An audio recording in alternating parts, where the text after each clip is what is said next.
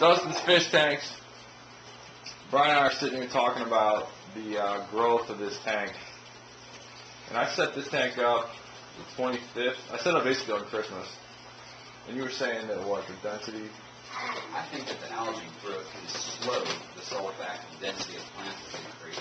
The roots, structures in the ground are multiplying, and with that, the roots are able to absorb more nutrients, excess nutrients that we have in there. Just the overall, yeah, because I was thinking it was like the plant's up. I didn't think about the whole like the plant as a whole being way down in the roots. And we were thinking and discussing how there's probably, you figure the roots of the plants are probably, you know, just as dense. Like I bet that Ligwigia, which by the way started as like 3 pieces, probably has a huge root system that comes like way out into the front and everything. So just the overall mass of plants is like is working as a filter, right? It is. I mean, plants are getting filtered right now. They're absorbing bad stuff and putting out good, clean stuff into the water for us. Yeah, I feel like they're running it's getting close to running at a good level. Like I feel like it's getting to the point where I'm not going to have to maintain it quite as readily as I do. But the one thing that Bryan here suggested is that I put get rid of all the stuff on the right side. I don't know if you guys can see it. Over the right, I'm trying not to have any filters or heaters or anything like that. I moved the air stone behind the Ligwigia. And the Ligwigia, I don't even know if that's how you say it, finally came out of the water. I said it was going to be done by last week. It was done this week. But, and when that happened, I'm convinced the algae kind of went away around that same time. Or it just the fact that it's running like a turbocharged, high oxygen kind of deal. So that's pretty sweet. You'll notice there's not much algae on the bottom. So I think that the tank is basically saying what? Is the tank caught up? Yeah, the tank's catching up to the stuff we put into it. And biologically, everything, all the bacteria is at a high enough level now to where it can absorb the excess nutrients in the tank that we had in there before that were just sitting. Now they're being dissolved. Are nutrients for the plants. So before we had a big bed. We had a big bed of dirty, gross gunk that the plants couldn't absorb. Now that the roots are all throughout that, instead they're able to take in what they need to grow, and bad stuff's getting absorbed, and the water's staying a lot purer because of that. So, and you were saying, you think that the nutrient bed underneath is now being maintained better? Tenfold over. What it was. Tenfold over maintained underneath. So it's what do you think, Noel? So it's the whole plant, not just like the stem, the stuff that we could see. And I'd also like to make a point of that the AGA, they talked about how like iron absorption is 10 to 40 times more important through the roots. As you can see, I love the deep substrate, deep substrate bed. I mean, mine's thick.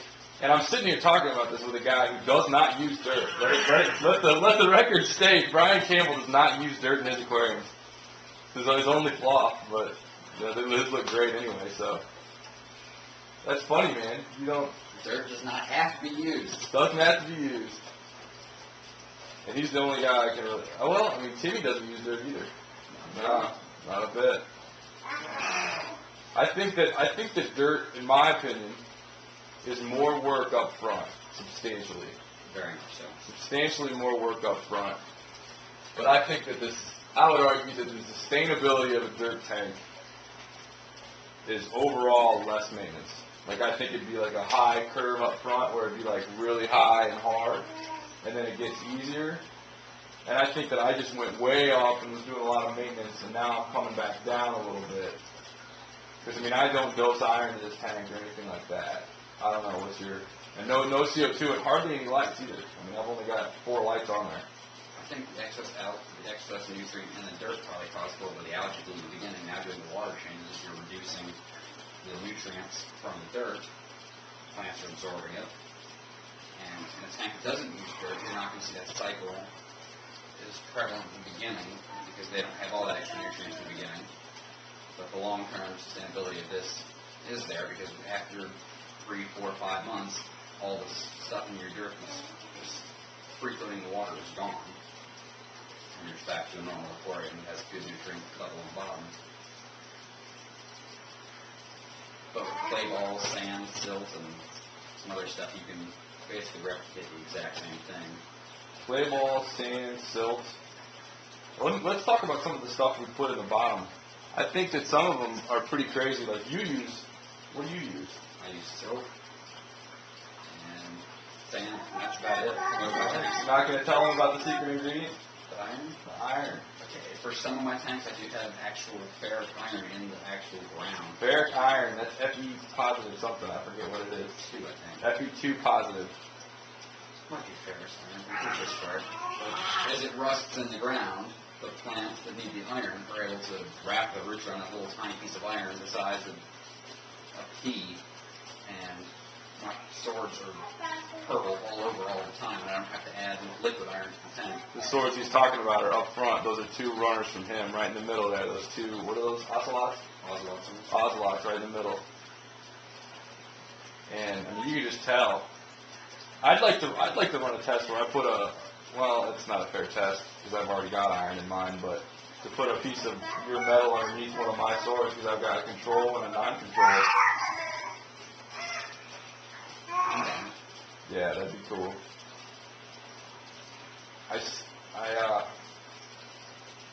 So to get back to this, the substrate though, you think you would agree that at the end after the 4 months or whatever, I'm on my 4th month with this tank, that it will be the long-term sustainability will be easier with maintaining nutrients to the plants? I think it would be.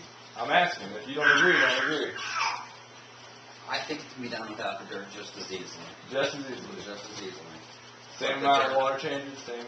Yep. The reason the dirt helps is because the plants will walk everything in the dirt. But if you spend money up front, the dirt is a cheaper way to go than to buy the expensive perlite and clay balls and all of the excess aquarium safe nutrients that are going to be leached out. If you buy it all up front, covered in your silt and sand, you're giving your plants a bed for the roots to flourish in, and I think they're equally as easy. Now, do you use that stuff? I've used the clay balls and silt. Most of my tanks I'll put a flourish pad in. Most of my tanks use Anubias, so I don't have big stem plants in the ground. That's the trick. The Anubias Master. Check out his 125. It's freaking ridiculous. It's like all Anubias. Bryan's 125 Anubias. Bryan's 125 Anubias tank with a Y. Bryan spelled with a Y. Check that thing out. Completely different style, too. Completely different technique. I'm not completely different, but definitely not the same technique as what I use. Very cool. Yup. That's it.